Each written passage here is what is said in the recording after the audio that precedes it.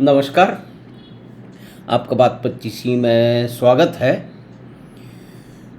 तो साहब, पश्चिम बंगाल के जो चुनाव हैं उनके कई प्रभाव पड़े हैं। तो दिल्ली, गुड़गांव और नोएडा के ऊपर ये प्रभाव पड़ा है। तो ये आप देख लीजिए, पोस्ट देख लीजिए। ये पोस्ट करी किसने है? ये एस.वाई. कुरैशी साहब ने की है, जो 2010 से लेकर 2012 तक देश के मुख्य चुनाव आयुक्त थे। यानी कि उनकी देखभाल में चुनाव होते थे। और ये जो अजय पाल शर्मा जो गए हैं और उन्होंने जिस तरह से गुंडे बदमाशों को धमकाया है, तो उस पर उनका विचार है कि उन्हें ऐसा नहीं करना चाहिए, उन्हें रिपोर्ट करना चाहिए। वो ऑब्जर्वर हैं, वो ऑब्जर्व करके चले जाएं, कहीं रिपोर्ट करें। फिर रिपोर्ट करने वाला सोचेगा कि क्या करना है, यानी कि इसमें रिपोर्ट करने में और उनके समझने में कितना समय चला जाएगा, ये मेरी कुछ बात समझ में नहीं आई। भाई, सामने इतनी समस्या हो रही है कि एक विशेष प्रकार का दंगे फसाद की स्थिति बन रही है। लोग, कुछ गुंडे बदमाश जो हैं, जो कि नॉन गुंडे हैं और उसके साथ में राजनीतिज्ञ भी हैं, और गुंडे होने के साथ में 10-10 पुलिस वालों का उन्हें संरक्षण बना है। तो उनकी हनक देखिए क्या होगी। और वो धमका रहे हैं, उनके ऊपर इतिहास रहा है धमकाने का। और जब खबर मिली तो अजय पाल शर्मा ने जाकर उसको धमका दिया कि भाई, हमने सुना है कि तुम ये गड़बड़ कर रहे हो, लोगों को धमका रहे हो। अगर ऐसी कोई खबर मिली, तुमने ऐसा किया तो ठीक नहीं होगा, हम अच्छे से तुम्हें देख लेंगे। तो इसमें क्या बुराई है? यानी कि समस्या सामने खड़ी हो रही है, आपने देख लिया तो उसका तो वहाँ तत्काल करना पड़ेगा। उन्होंने ही रिपोर्ट करी है। रिपोर्ट करने वाले ज्ञानी लोग फिर सोचेंगे, विचार करेंगे, और फिर ये दोपहर में घटना हो रही है, शाम हो जाएगी। तो ये एक ब्यूरोक्रेसी का तरीका है। उन्होंने परोक्ष रूप में ये कह दिया कि ठीक नहीं किया है। और ये जो उन्होंने अपने एक्स अकाउंट पे गुरुग्राम विशेष smooth election in West Bengal, तो स्मूथ इलेक्शन वेस्ट बंगाल में 50 साल में कब हुए हैं, 20 साल में कब हुए हैं, 30 साल में कब हुए हैं? कभी स्मूथ इलेक्शन हुए ही नहीं। भाई, वहाँ तो जीते हैं लोग, धांधली करके, लोगों को डरा धमका करके और पूरे चुनाव तंत्र का बेजा इस्तेमाल करके उसमें गड़बड़ियाँ करके लोग जीतते आए हैं। और हमेशा जो है वो असुरक्षा का जो है वो वातावरण रहा है। लोगों को घर से निकलना ही नहीं दिया जाता। यानी कि ये कह रहे हैं कि स्मूथ इलेक्शन। भाई, कौन से स्मूथ इलेक्शन देख लिया आपने? कब देखे? 2011 में देखे क्या? कब देखे आपने? तो ये एक विचित्र स्थिति है।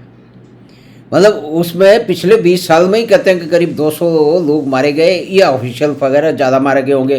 कितने लोगों के घर उजड़े होंगे, कितने लोग अपाहिज हो गए होंगे, कितने लोगों का जीवन बदल गया। यानी कि एक चुनाव में हिंसा क्यों होनी चाहिए? और दूसरी जगह तो नहीं हो रही है। ये बंगाल में क्यों हिंसा होती है? पहले और भी जगह होती थी, उत्तर प्रदेश में भी होती थी, बिहार का तो एक अलग से इतिहास है। तो ये दीदी के बंगाल में और वामपंथियों के बंगाल में क्यों होती थी? क्योंकि ये चुनाव की में जो भी धांधली है, इसको जिसको कहते हैं कि बिल्कुल तरीके से एक जिसको कहते हैं कि एक टोटलिटेरियन स्टेट जिसके खिलाफ ये लड़ते हैं। तो वामपंथी जहाँ टोटलिटेरियन स्टेट के खिलाफ लड़ते हैं, फिर उससे भी अधिक टोटलिटेरियन, यानी कि पूरी की पूरी तंत्र जो है उनके कंट्रोल में आ जाता है। ये बात ठीक है कि 2011 में दीदी ने उनसे लड़ कर के सत्ता हासिल कर ली, लेकिन वो तरीके वही थे, लोग ऊब चुप गए थे। और क्योंकि उन्हें लग रहा था, तो जो वामपंथियों के साथ वाले थे ना, वो दीदी के साथ आ गए, ऐसा कहते हैं। अंदर ही अंदर कुछ बात हो गई, और बाद में फिर दीदी ने कहा शाबाश, अब आप हमारे साथ रहोगे, तो और साथ आ गए। और कहते हैं कि पूरा वामपंथी तबका, पूरा का पूरा जो है गुंडे बदमाश थे, वो दीदी की शरण में आ गए। और फिर उन्होंने शरण में आकर के वो ही किया, लेकिन कहते हैं कि इससे अधिक किया, वामपंथियों से अधिक किया। भाई, लोग बताते हैं वामपंथियों के के समय में, तो मैं चुनाव में कई बार रहा हूँ, 1-2 बार वहाँ पे देखा समझा है। मतलब कोई घर से ही नहीं बाहर निकलता था, इतना डरते थे लोग। कहते हैं कि बाहर निकलेंगे तो समस्या खड़ी हो जाएगी। भाई, दादा लोग जो है वामपंथी जो लोग हैं वो अपने वोट डाल देंगे, हमको तो वहाँ जाने की ज़रूरत भी नहीं पड़ती, पर्ची ले जाते हैं वो। तो कुल मिला करके एक चुनाव बेसिकली हो ही नहीं रहा था। चुनाव की प्रक्रिया का पूरी तरह से मिसयूज करके लोगों को डरा धमका के जो उनका जो काडर था सिर्फ वही वोट देता था। तो आप देखिए कि 85% वोट पड़ जाते थे, एक समझने की बात है।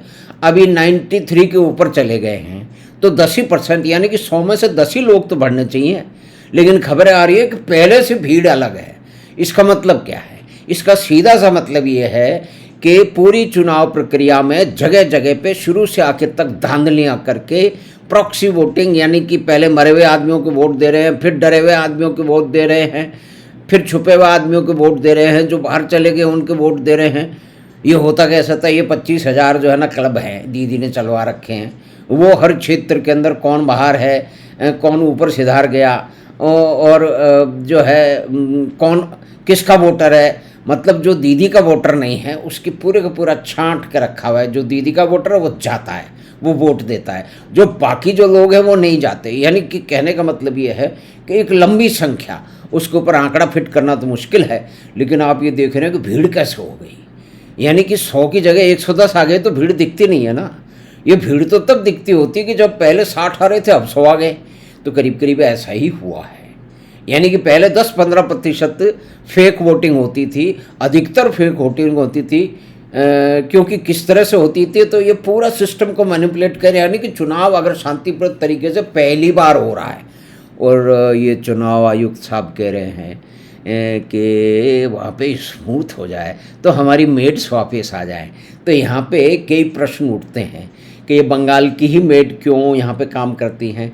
मेड का काम करना कोई गलत बुरा नहीं है, लेकिन मजबूरी समझिए उन लोगों की, उन स्त्रियों की, कि वो वहाँ से चल के उनको यहाँ आना पड़ रहा है, दिल्ली की तरफ आना पड़ रहा है। और वहाँ पे बात होती है जो गरीब वगैरह गांव में लोग होते हैं, तो उनको दिल्ली में किसी बच्ची को या किसी महिला को, कोई दिल्ली में या किसी आदमी को दिल्ली गुड़गांव में काम मिल जाए तो उनका जीवन बदल जाता है। तो ये वहाँ रहते रहते उनको जीवन क्यों नहीं बदलता? वहाँ पे क्या मेड का काम करना आवश्यक है? देखिए को करेंगे तो वहाँ पे राजस्थान की मेड का तो नहीं नाम लिया जा रहा, तमिलनाडु की मेड का नहीं नाम लिया जा रहा है, बिहार की मेड का नहीं नाम लिया जा रहा। भाई बिहार में, यूपी वगैरह में बहुत सारे उसमें हैं, वो विस्थापित होकर आए हैं, क्योंकि लालू और मतलब एक सिस्टम पूरा बन गया था कि उनको बाहरी काम। तो ये जो मेड हैं ये वहाँ से इतनी दूर क्यों आती हैं? उनकी मजबूरी है तभी तो आती है ना। उनको काम वहाँ क्यों नहीं मिल पाया? क्योंकि वहाँ पे डेवलपमेंटल एक्टिविटी हो नहीं। ये जो अर्बन सेंटर है, जिस तरह के अर्बन सेंटर जो है गुड़गांव है, नोएडा है, ये कलकत्ता क्यों नहीं बन पाया? या सिर्फ कलकत्ता ही क्यों? कलकत्ता के बाद में दूसरा कौन सा शहर है? यानी कि दिल्ली के अलावा तो ये नोएडा भी बन गया है ना, गुड़गांव भी बन गया, फिर सोनीपत का भी नाम आने वाला है। और कुल मिला के ये भी माना जाता है कि 25 डिस्ट्रिक्ट हैं जहाँ से देश की 1/3 GDP कंट्रीब्यूट होती है, तो उनमें कोई एक खास बात है, तो दूसरे देशों, दूसरे जो डिस्ट्रिक्ट है उनमें भी खास बात। यानी कि देखिए विशिष्टता तो कुछ ही लोगों में होगी। जो पैरेटो प्रिंसिपल है ना कि 20% लोग 80% काम करते हैं और 80% लोग 20% काम करते हैं, ये एक सिस्टम है।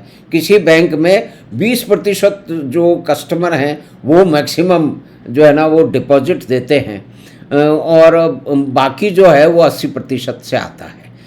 तो ये यहाँ भी तो लागू होगा ना।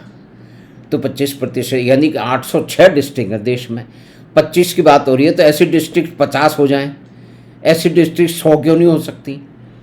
भाई चीन का और अमेरिका भी कुछ इसी तरह का जो है ना आंकड़ा है कि मेन इंडस्ट्रियल एक्टिविटी कुछ क्षेत्रों में है, तो बंगाल में क्यों नहीं है?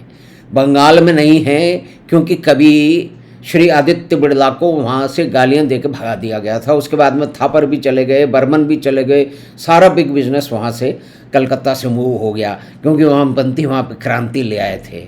उस वामपंथी की क्रांतियों में जो बंगाल का पहला तीसरा एक स्थान था, 20% GDP आती थी बंगाल से, वो अब 3% के करीब आ गई, क्योंकि सबको भगा दिया गया। और पिछले 15 साल में कहते हैं कि करीब 7,000 जो उद्योग हैं, फर्म हैं, ऑर्गेनाइजेशन है, वो वहाँ से भाग गई हैं।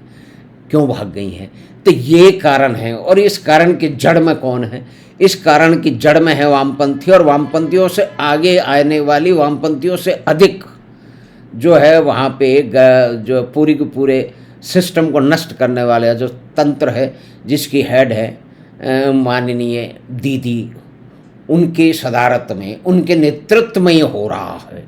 और हमारे देश के कवि, पेंटर, ये इनमें पता नहीं क्या क्या ढूंढ रहे हैं, 200 रुपये की साड़ी और 20 रुपये की चप्पल, यानी कि रोमानियत। मतलब वहाँ की हिंसा को भी, भाई वहाँ की हिंसा के कारण ही तो भागे ना, जो सारे के सारे जो वहाँ के उद्यमी थे, उद्योग धंधे थे, वो इसीलिए भागे। बाकी जितने भी लोग हैं, इसके लिए उनको बाहर जा कर के काम करना पड़ता है। यानी कि बाहर देखो, मेड को भी काम वहाँ नहीं मिलता है। अभी मेड को काम वहाँ मिलेगा जहाँ पे प्रॉस्पेरिटी होगी, जहाँ पे अपॉर्चुनिटी होंगी, जहाँ पे बड़ी बड़ी फैक्ट्रियाँ होंगी, उनके अंदर वो लोग ऐसे होंगे वहाँ पे जो कि 15 से 20 हज़ार रुपये की मेड रख सकें। 15 से 20 हज़ार रुपये की फुल टाइम मेड हर आदमी तो रख नहीं सकता। तो ये दिल्ली में, गुड़गांव में और नोएडा में क्यों है? फुल टाइम का तो रेट जयपुर में भी ऐसा ही है ना, ऐसा ही है 15-20 के आसपास में। लेकिन सब लोग तो नहीं रख पाते। लेकिन ये बात ये बताइए, यहाँ भी मेड बहुत सारी जो है वो बात से आती हैं। तो एक तो एंगल ये है कि भी वो बांग्लादेशी वो आती हैं, तो बांग्लादेशी फिर बांग्लादेश के थ्रू कैसे, मतलब कैसे रही हैं। तो ये कई सारी बातें हैं, लेकिन इनको शर्म नहीं आई। इन्होंने सिर्फ दिया कि जल्दी से चुनाव कर दो, हमारी मेड वापस आ जाए। अरे भाई, मेड को वहाँ से जाना क्यों पड़ रहा है? अब हम इसमें नहीं जा रहे हैं कि वो बांग्लादेशी है या नहीं है, यानी कि बंगाल के लोग बाहर काम कर रहे हैं, सिर्फ मेड ही थोड़ी काम कर रही है। यानी कि सिर्फ वहाँ पे जो मजबूत हैं और जो मजबूर हैं वो ही वहाँ बचे हैं। जैसे समाजवादी शासन में, यानी कि जो है वो बिहार में भी तो ऐसा ही हुआ था ना भाई, समाजवादियों का शासन था, तो सारे वहाँ भी काम धंधे लगे नहीं, तो सब लोगों को काम करने के लिए पूरे देश में जाना पड़ता है।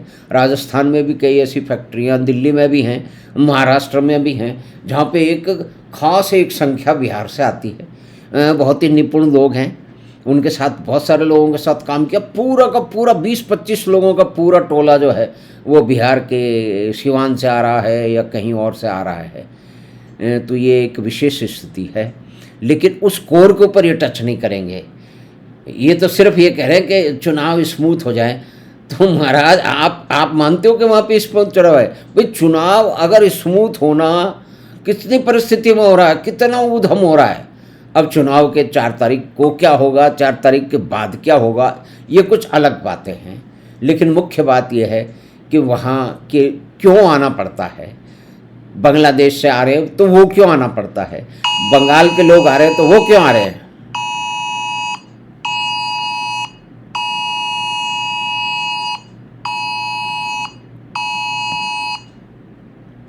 अत्यधिक गंभीर alert, India launches set true course using indigenous technology for instant disaster alerting service. तो हमें आशा है कि ये बातचीत आपको पसंद आएगी होगी। तो आप चैनल बात 25 को सब्सक्राइब करो।